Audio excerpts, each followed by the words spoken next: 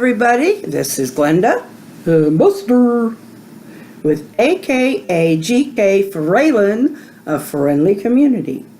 And our friendly community welcomes you. Anyway, I am going to do some reading tonight. Reading? Yes. And you get to lay here and just listen. Okay, I guess. Don't pout. Anyway, I am going to be reading one of my own. It's one of my ridiculous ones. But this, most would never see the light of day, but I like this one.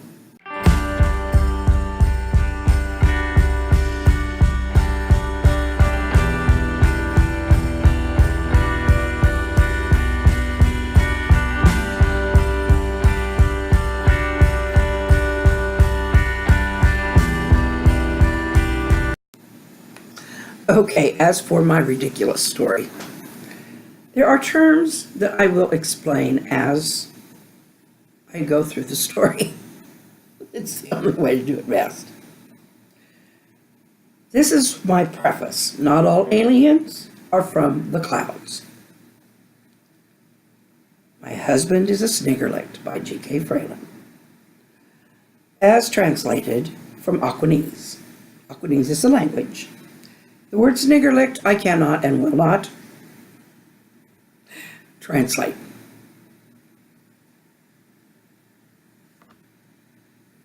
What would you call a goofy husband anyway? The damage to my sorrowful vehicle was significant. Landing it on dry land was hard on it, even though it had reverse thrust mode. My husband, Dorink, his name, always blamed me, saying I didn't jet down soon enough. When was the last time he went to Earth to shop? Before I shut down the ship, I heard the gauge beeping. It was getting low on fuel. Zert! Darn. I must have damaged the tank. Where was I going to find Gogolnik on Earth? Fuel. I put on my human suit with its built-in breather and checked the gauge. I could be human for 2 hours, and then I had to get back into the sorrel. I turned on the vacuum to suck the aqueous out of the sorrel and opened up the hatch. From outside, it looked like one of the humans' Toyotas. I'd tried a Lamborghini look once, but I was told nobody would park one of those in a shopping mall. I just thought it was easier to get out of. I guess if I'd had a Flungaber, some kind of Aquanese brand of vehicle, back home, it would be about the same. I looked at my shopping list. I needed 2 teenage human boys. They were leaner and meatier than those female teens. Any older and they would get tough. I didn't think it was right to take anyone younger than that. After all, I would protect my squidlies like any one of these earthlings from my parents. I needed a couple of sacks of silicone, some fish food wafers for snacks, and a tanker of tree bark so I could mash it back home. Wow. That stuff packed about a 100 proof wallop. I wasn't much of one for the hard stuff, but a shelf full now and then wasn't too bad. I went inside one of the stores they called Wilmart. I liked it because the name made more sense than K-World. I didn't see any K's in a single one of those stores. About an hour later, I was just finishing at the counter and saw a promising group of teenage boys. It was fortunate I'd worn the female teen suit. I followed them outside and did that hip wiggle thing Earth girls do, and sure enough, I hooked them. There were 3, but an extra was always good to have on hand. I headed for the automobile parts department. I knew I'd find something to club them.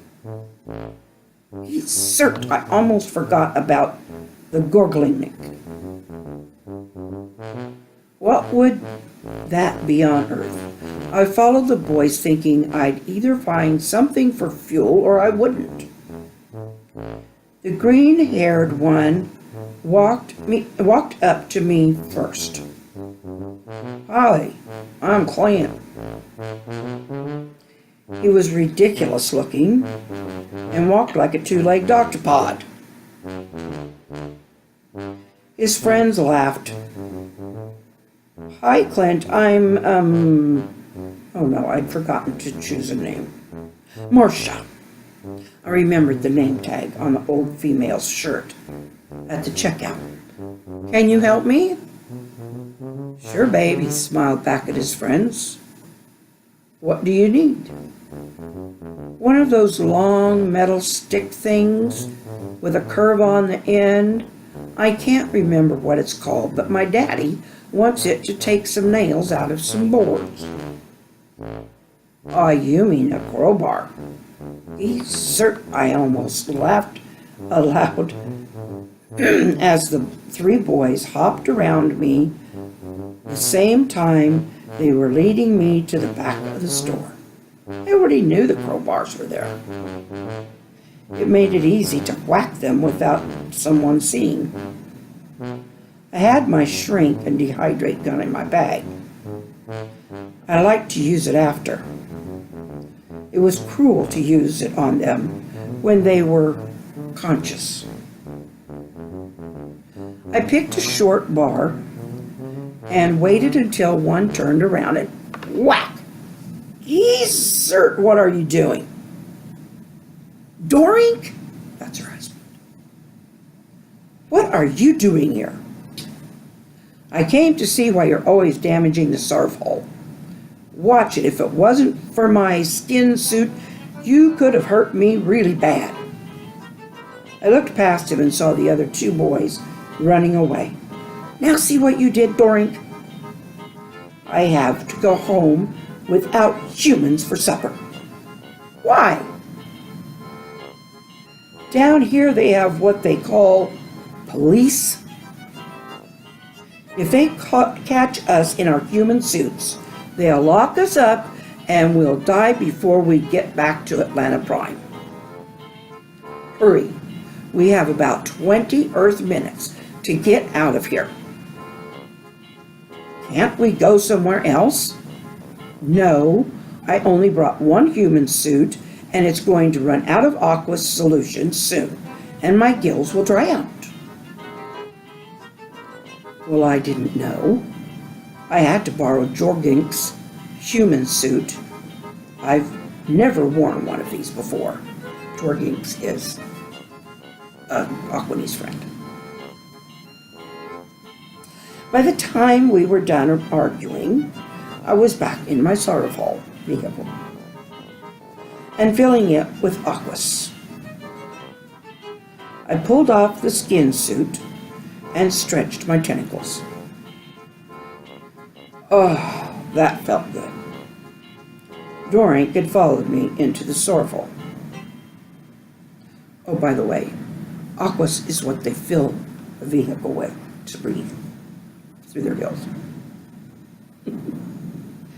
"What are you doing here? Didn't you bring your sorrel?"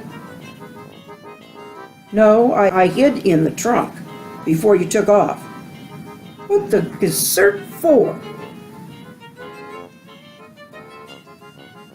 "I wanted to see what you were doing to this ship every week. I mean, look at these cracks in the dome again. Now I have to replace the whole thing, and there is also a little matter of fuel. He was being human sarcastic. He picked it up from Jorginks and thought it was fun. I thought it showed just how dumb he was. I know we have a fuel problem. I don't know what they have on this aqualess ball they call a planet that would work. Well, you're lucky I do. It's called fish oil, he said.